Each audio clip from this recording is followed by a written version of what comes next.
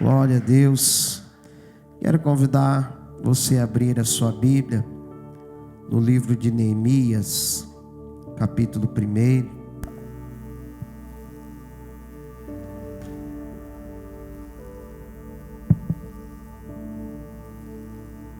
Nós vamos iniciar uma série de mensagens sobre o livro de Neemias. Então é muito importante que você anote, que você leia a palavra e que você esteja, nos cultos para não perder nada, em nome de Jesus. Neemias capítulo 1, vamos ler todo o capítulo 1, são 11 versículos, portanto não são muitos. Neemias 1 ao 11, todos acharam? Amém? As palavras de Neemias, filho de Acalias, e sucedeu no mês de Quisleu, no ano 20º, estando eu em Suzã, a fortaleza, que veio a Hanani, um de meus irmãos, ele e alguns de Judá, e perguntei-lhes pelos judeus que escaparam e que restaram do cativeiro acerca de Jerusalém. E disseram-me: os restantes que não foram levados para o cativeiro, lá na província, estão em grande miséria e desespero, e o muro de Jerusalém fendido, e as portas queimadas a fogo. E sucedeu que, ouvindo essas palavras, assentei-me, chorei e lamentei. E alguns dias estive jejuando, orando perante o Deus dos céus. E disse: Senhor Deus dos céus, Deus grande e terrível, que guardas o conserto e a benignidade para com aqueles que te amam e guardam os teus mandamentos. Estejam, pois, atentos os teus ouvidos e os teus olhos abertos para ouvires a oração do teu servo, que hoje faço perante ti de dia e de noite, pelos filhos de Israel, teus servos, e faço confissão de pecados dos filhos de Israel, que pecamos contra ti. Também eu e a casa de meu pai pecamos. De todo nos corrompemos contra ti, não guardamos os mandamentos, nem os estatutos, nem os juízos que ordenastes a Moisés teu servo. Lembra-te, pois, da palavra que ordenastes a Moisés teu servo, dizendo: vós transgredireis, e eu vos espalharei entre os povos, e vós vos convertereis a mim, e guardareis os meus mandamentos, e os fareis. Então, ainda que os vossos rejeitados estejam do cabo do céu, de lá os ajuntarei e os trarei ao lugar que tenho escolhido, para ali fazer habitar o meu nome. Estes ainda são teus servos e o teu povo, que resgataste com a tua grande força e com a tua forte mão.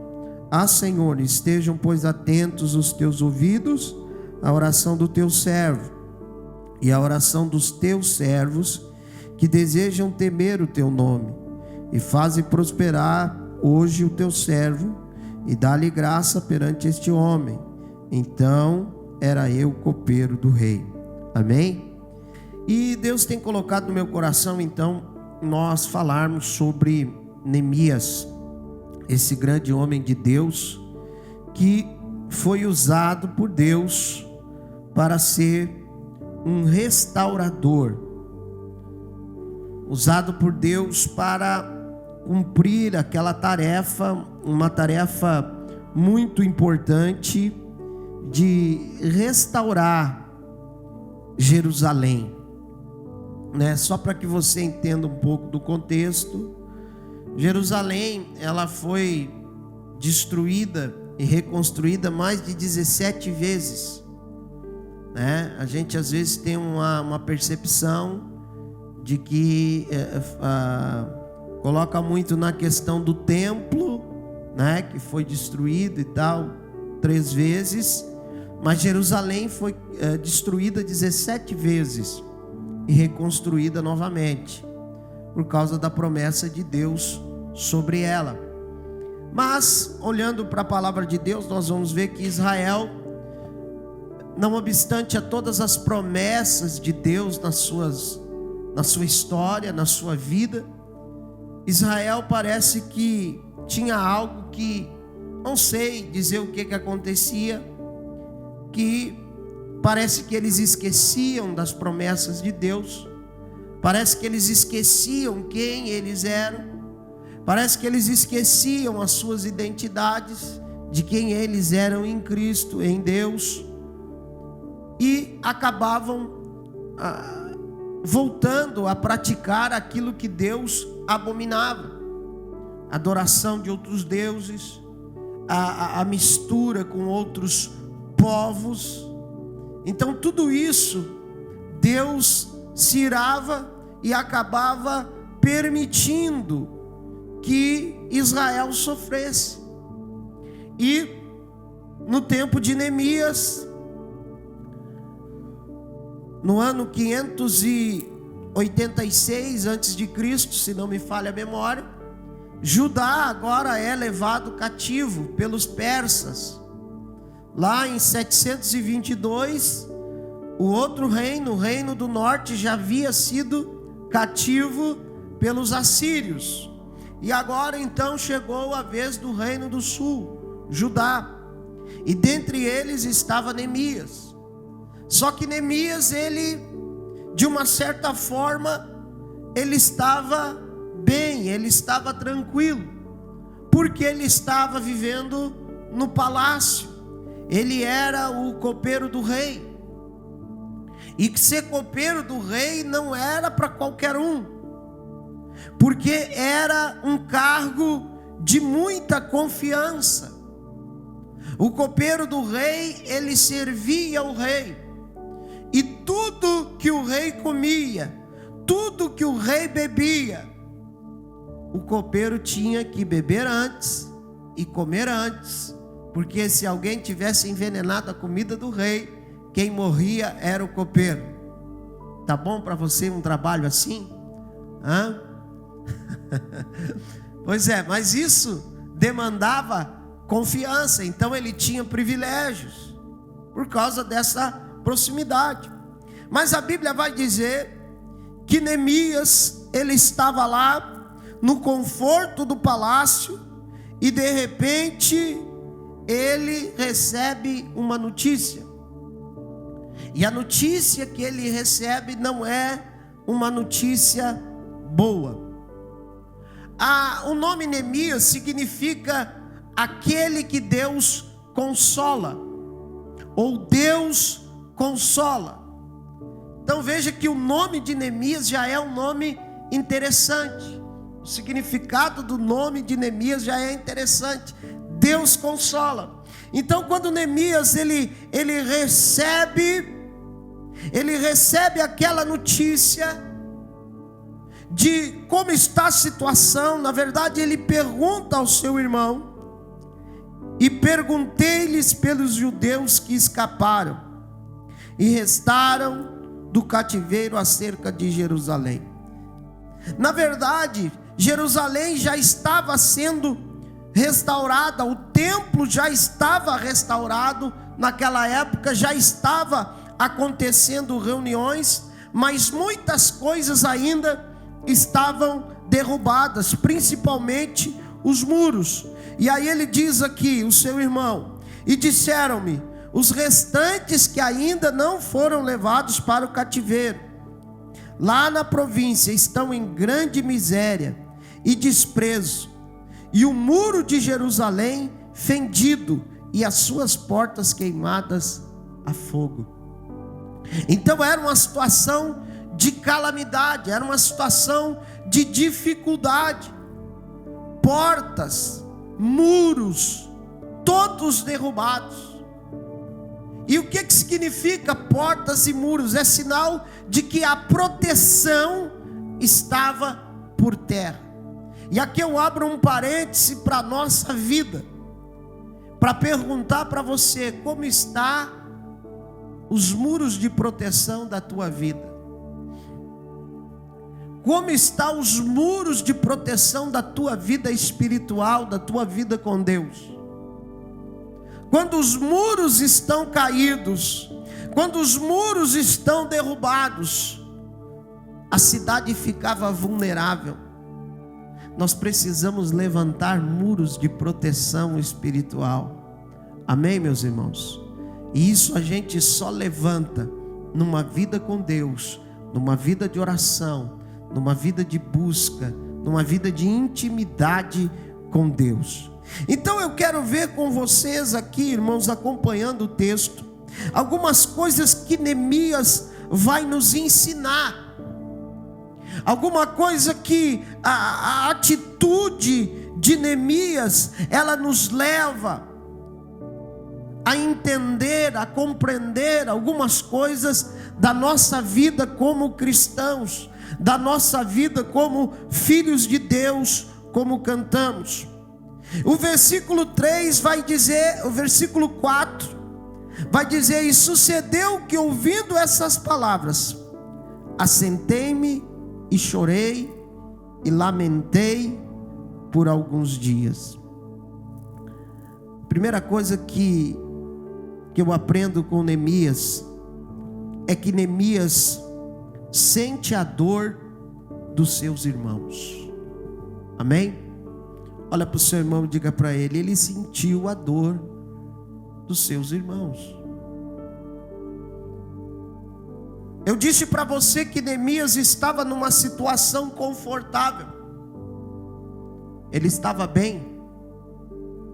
Ele estava no palácio, bem vestido, aconchegado, um quarto bacana para dormir, comida boa para comer, que é tudo que a gente quer, né? Neemias estava bem, mas quando ele ouve a situação dos seus irmãos, ele não fica indiferente. Ele não fica, tô nem aí. Não, a Bíblia diz que ele chora. A Bíblia diz que ele se assenta, que ele lamenta, que ele fica triste. Isso demonstra em Neemias uma empatia muito grande e um sentimento altruísta. Ao contrário do sentimento de egoísmo, ele é altruísta naquele momento, porque ele não pensa só nele. Ele age de uma forma surpreendente. E Neemias nos ensina, irmãos, ele nos dá aqui um modelo de como nós temos que ser como cristãos. Nós não devemos pensar só em nós mesmos. A dor do meu irmão precisa ser a minha dor. Amém?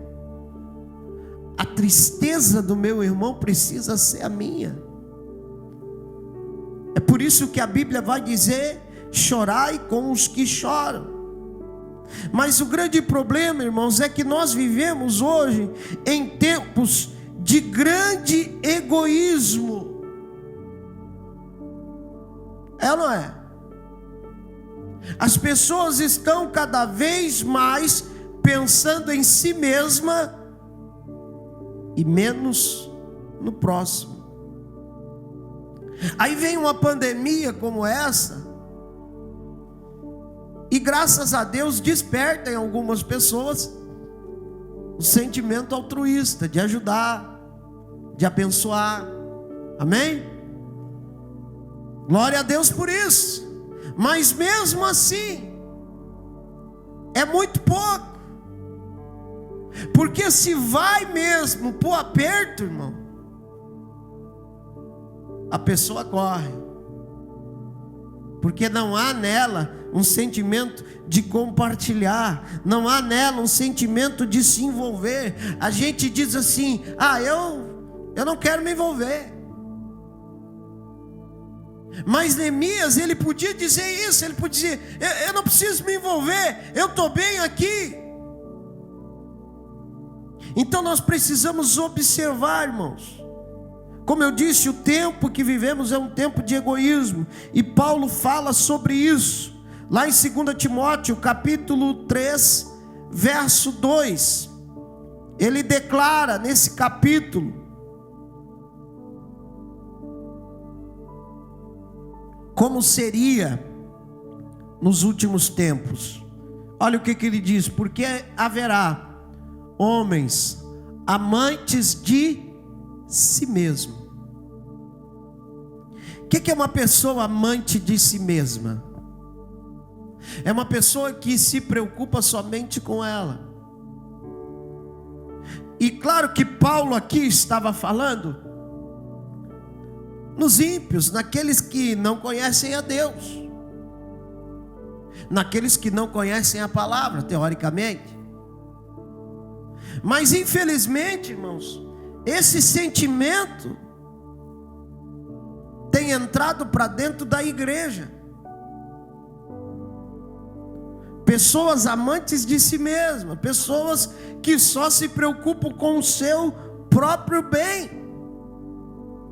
É claro que todos se preocupam com o seu bem. Ninguém vai ser hipócrita aqui de dizer que não se preocupa com o seu bem-estar. Todos nós nos preocupamos, sim ou não? Amém? Nós queremos estar bem, e não tem nada de errado nisso. Mas o problema é quando nós nos tornamos amantes de nós mesmos, que a preocupação é só comigo, o outro que se dane. Então Paulo está dizendo: haverá homens amantes de si mesmo, avarentos, que dão mais vazão, que dão prioridade ao dinheiro do que qualquer outra coisa. Então nós precisamos, irmãos, repelir essas coisas do nosso meio. Nós cristãos precisamos ser diferentes. Nós precisamos ser como Neemias. Olha para o seu irmão e diga assim para ele: você precisa ser que nem Neemias. A dor do nosso irmão precisa nos incomodar. Jesus, irmãos, ele resume os mandamentos em 2: amar ao próximo, amar a Deus sobre todas as coisas, e ao seu próximo como a ti mesmo. Mateus 22:39 vai dizer: e o segundo semelhante a este é: amarás ao teu próximo como a ti mesmo. Olha só, que forte isso. Então nós estamos falando, irmãos, de pessoas, nós cristãos. Você sabe o que significa a palavra cristão? Parecido com Cristo. Os discípulos foram chamados de cristãos pela primeira vez em Antioquia. E por que eles foram chamados de cristãos? Porque o jeito deles, as atitudes deles eram parecidas com a de Cristo. Amém? Então ser cristão significa ter atitudes que sejam parecidas com as atitudes de Cristo. Como é que estamos? Será que as nossas atitudes são pelo menos um pouquinho parecidas? Sabe, queridos, eu já disse aqui muitas vezes, nós nos tratamos por irmãos, né? Amém? Somos filhos de Deus, né? Através de Cristo Jesus, cantamos aqui, né? Eu era órfão, hoje sou filho. Então nós nos tratamos por irmãos, né? Encontramos os irmãos, chegamos e damos a paz do Senhor, né? Quer dizer, alguns já nem dão mais paz, né? Mas eu tenho que voltar isso aí. E é a paz do Senhor, Nada de graça e paz, negócio aqui. É paz do Senhor Jesus, Brasil para Cristo. Brincadeira. Mas nós nos tratamos por irmãos. Agora, quem é o irmão que abandona o outro irmão?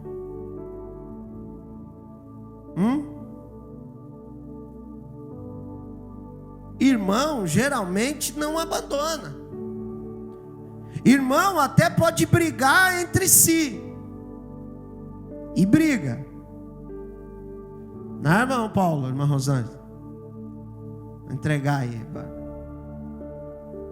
Qual é o irmão, qual é a irmã que não dá uma dibicada de vez em quando?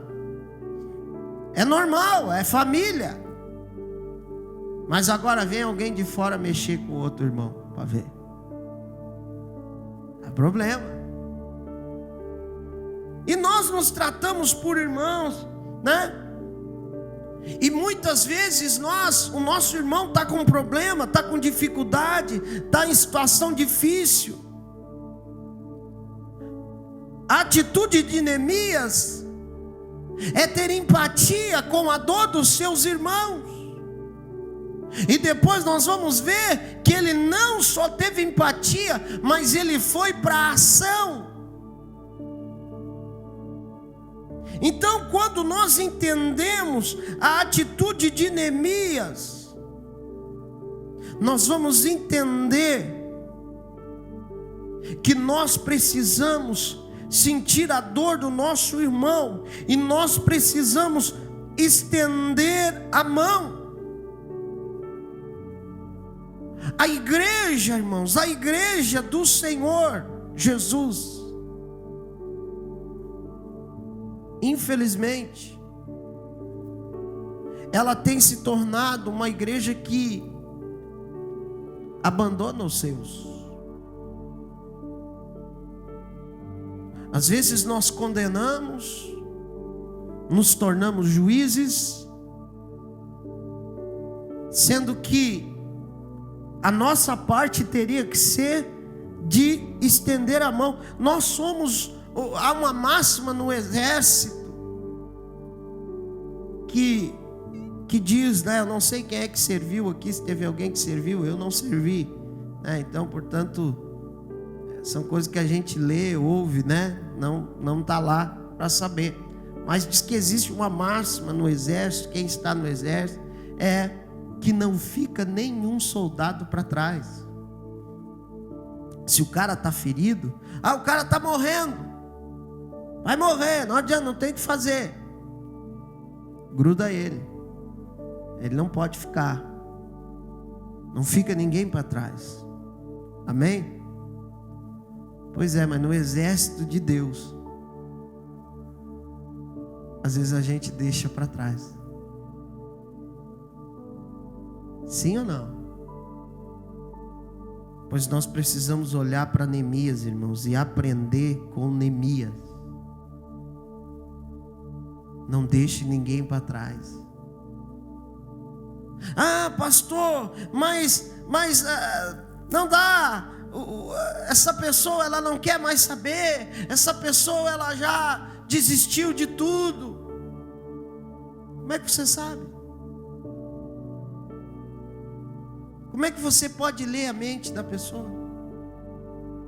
Não, ela tá com problema. E nós precisamos ajudar, nós precisamos estender a mão. Então, Neemias nos ensina que nós precisamos sentir a dor do nosso irmão. Nós só conseguimos sentir a dor do nosso irmão quando verdadeiramente nós nos colocamos no lugar daquela pessoa. Porque às vezes a pessoa está tão mal que ela não tem força. Ela não tem força. E aí ela precisa de ajuda. Estava vendo um vídeo na internet de um rapaz, ele era tetraplégico. E no seu casamento, os seus amigos fizeram um negócio lá, eles fizeram ele ficar de pé. Aí os amigos seguravam, um segurou do lado, e o cara ficou a cerimônia toda lá, o cara fez toda a cerimônia de pé. Ele não tinha como, ele não tinha movimentos, mas ele tinha os amigos que fizeram o movimento. Amém? Então Neemias nos ensina isso. A segunda coisa que eu aprendo com Neemias: ele não entra em desespero, ele chora, ele se assenta. É interessante que o texto vai dizer que ele se assenta, ele chora e lamenta por alguns dias. Por alguns dias. Ele não ficou lamentando e chorando a vida toda. Ele não entrou em desespero. Ele sentiu o baque, ele sentiu, a força do impacto, absorveu, lamentou, chorou, mas aí ele foi tomar uma atitude. Amém? Ele foi para a oração, ele foi para o jejum, ele foi buscar soluções para aquilo que ele queria mudar. Isso aqui me dá uma lição muito interessante. Eu aprendo com Neemias, irmãos, que há tempo na nossa vida para todas as coisas. Há tempo de chorar. Amém? Há tempo de chorar, há tempo de lamentar. Salomão vai dizer isso, que há tempo para todo propósito debaixo dos céus. Então há tempo de chorarmos, há tempo de lamentarmos, porque nós somos seres humanos. O problema é quando nós deixamos o choro, o lamento virar desespero. E quando vira desespero, nós perdemos o controle das nossas ações. Então há momentos, irmãos, que o choro, o lamento e a própria dor, ela é fruto do agir de Deus na nossa vida. A Bíblia vai dizer que a tristeza, segundo Deus, ela produz o arrependimento. Irmãos, deixa eu dizer uma coisa para você que eu tenho aprendido: que nós precisamos, muitas vezes Deus permite algum tipo de dor na nossa vida, para que nós possamos crescer. Ostra feliz não gera pérola. Você sabia que para extrair a ostra, ela precisa ser ferida? Uma pérola tem muito valor. Eu estava ouvindo uma palestra essa semana que passou, fiz não dá nem para chamar de curso, 4 horas da PUC, e que os palestrantes eram o Leandro Carnal e a Luiz Helena Trajano, parente do Maurício, Bem que ela podia mandar uma oferta, Dona da Magazine Luiza, O Leandro Carnal até ateu por isso que ele é carnal, Ele tinha que ser espiritual, mas não é. Brincadeira, mas tem algumas coisas, a Bíblia diz: examina tudo, retém o que é bom, E uma das coisas que ele fala nessa palestra, que eu achei interessante, eu estava preparando a mensagem e disse: encaixa. Ele diz que sem dor nós não existimos. Sem dor nós não existimos. Como assim? Você já ouviu falar daquela síndrome Day-Haley? Peraí, deixa eu ver, eu tinha anotado. Haley-Day, não é Harley Davidson, né? Haley-Day. Quem é que já ouviu falar dessa síndrome rara? Não, você já ouviu, se você de repente não ouviu o nome. É aquela síndrome que a criança nasce e ela não sente dor. Ela simplesmente, o maior sintoma dessa síndrome é que ela não sente dor. Aí você fica pensando, que sonho, né? Que sonho! Não ter dor. O cara, aí eu fiquei me lembrando, né, da minha infância, daquelas que eu arranquei o tampão do joelho, né, caindo de bicicleta, cortei o dedo, né, fazendo cabana no mato e tal, um monte de coisa. Eu digo, pai, imagina só, o cara não tem dor. Só que essa síndrome, a maioria das crianças, elas não chegam à idade adulta, elas morrem antes. Por quê? A dor é uma resposta do seu cérebro a algo que está errado. Você está entendendo? Então uma criança dessa tem uma apendicite. A apendicite está estourando dentro dela e ela não está sentindo nada. Ela cai, tem uma hemorragia interna, não sente dor, se esvai em sangue por dentro, morre porque ela não sente dor.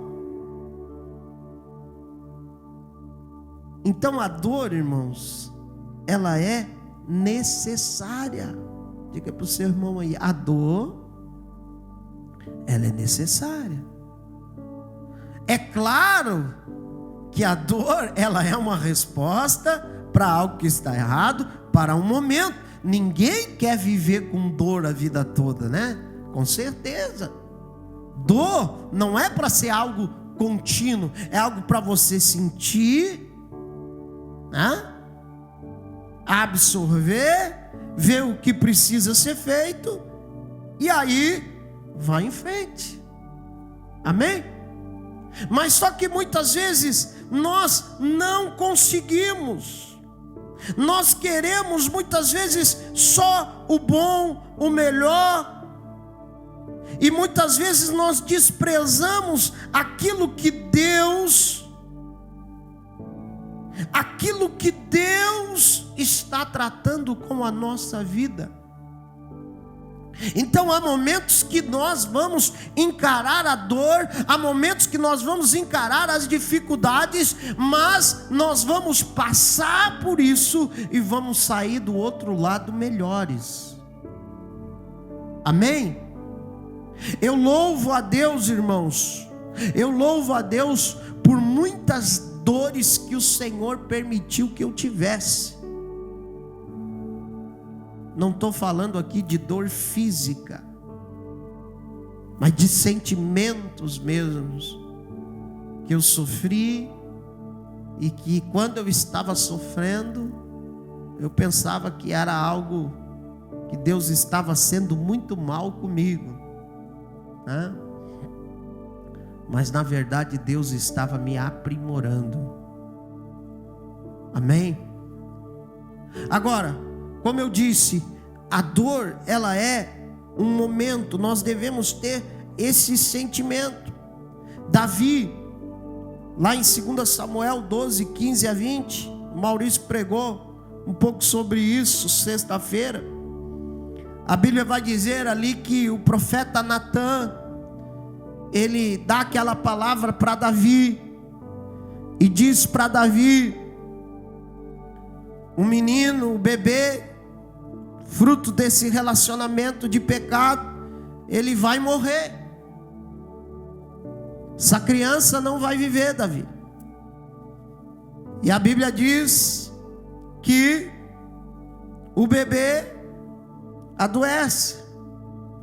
E a Bíblia diz que Davi se veste de saco, de pano de saco, joga cinzas, fica de jejum, não come, vai chorar na presença de Deus, vai orar, clamar pela criança, para que a criança não morresse. E a Bíblia diz que ele fica assim 7 dias. E os seus servos ficam apavorados, com a situação de como Davi está. E a Bíblia diz que no 7º dia a criança morre. E aí os servos de Davi estão preocupados, porque eles começam a falar entre si: meu Deus, se Davi estava assim agora enquanto a criança estava viva, agora imagina, como nós vamos dar notícia para ele que a criança morreu? E Davi, ele ouve aquela conversa, viu que a criança morreu. A Bíblia diz que ele vai lá e se lava, veste uma roupa. E aí o seu servo disse: mas como assim, rei? Quando a criança estava, e agora Ele disse: não, aquele era o tempo. Aquele era o tempo de chorar, de sentir dor. Mas agora a criança morreu, ela não vai ressuscitar. Bola para frente. Amém? Essa atitude de Davi, ela nos ensina que há momentos que nós vamos chorar, há momentos que nós vamos sentir dor, mas daqui a um pouco isso vai passar. Amém? E quando passar, nós vamos estar mais fortes, nós vamos estar mais fortalecidos em Deus. Amém, meus irmãos? Então, a segunda coisa que eu aprendo com Neemias é exatamente isso, que ele não entra em desespero, ele sabe viver o momento da dor, ele sabe viver o momento ali que ele está sentindo, mas aquilo não o leva ao desespero, muito pelo contrário, o leva a buscar a presença do Senhor. Amém?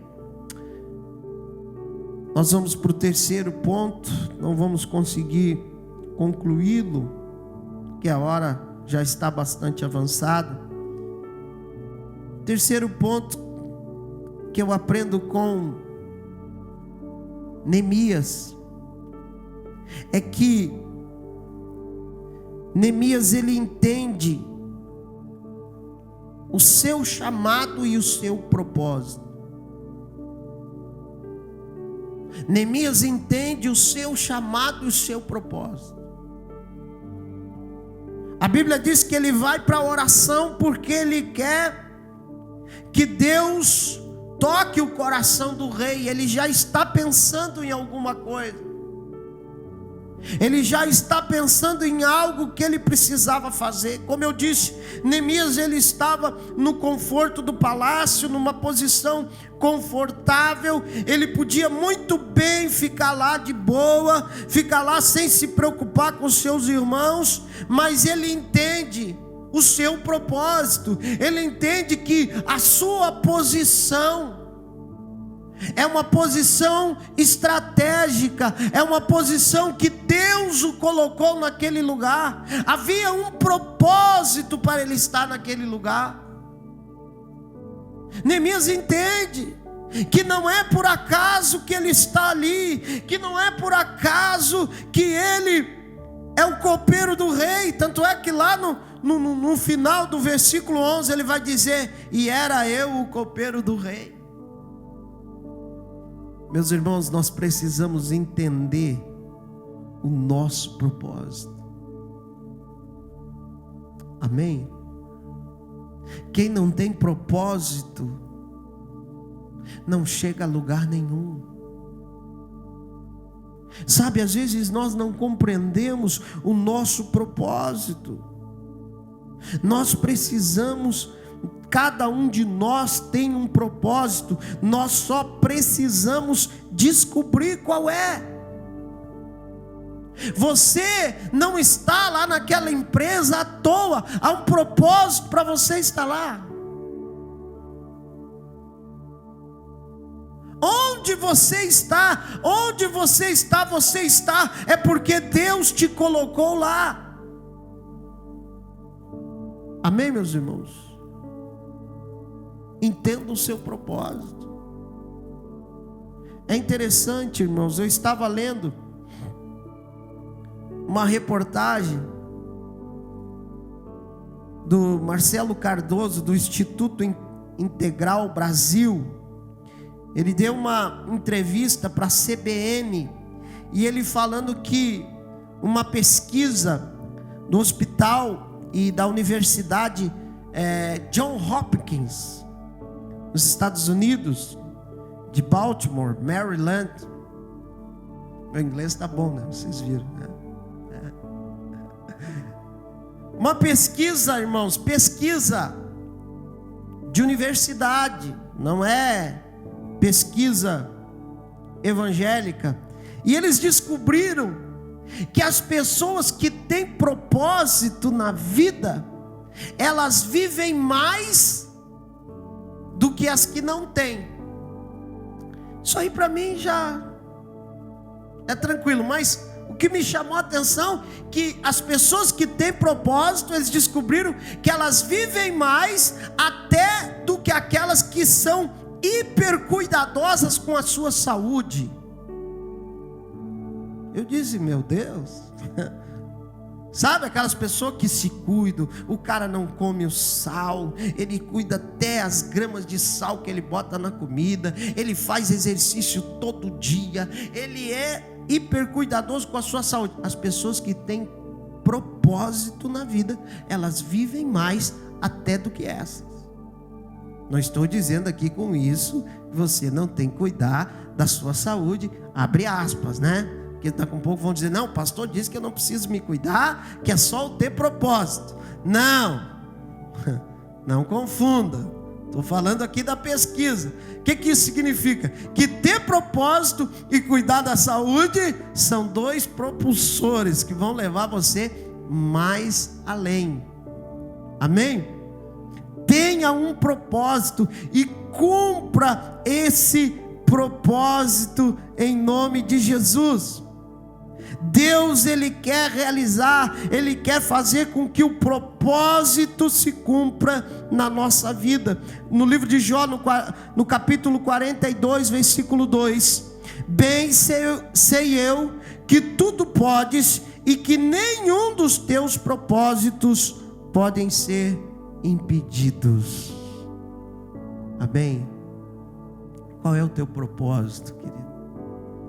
Entenda nessa manhã, em nome de Jesus. E como Jó disse, o propósito de Deus, ele vai se cumprir, independentemente de você. Se você não quiser cumprir o propósito que Deus colocou para você cumprir, Deus arruma outro para fazer. Foi o que Mardoqueu disse para Esther, né? Lá no livro de Esther, no capítulo 4, versículo 13 e 14. Então Mardoqueu mandou que respondessem a Esther: Não imagines no teu íntimo que por estares na casa do rei, escaparás só tu entre todos os judeus. Porque se de todo te calares nesse tempo, socorro e livramento de outra parte sairá para os judeus, mas tu e a casa de teu pai perecereis. E quem sabe se para tal tempo como chegasses a esse reino, né? Então Mardoqueu está dizendo, tá bom, não quer fazer, não faz, mas pensa bem, porque se tu não quiser fazer, Deus vai dar outro jeito. Mas eu entendo, irmãos, que o propósito de Deus, ele é pleno para a nossa vida, e Ele quer que se cumpra na minha e na tua vida, em nome de Jesus, amém?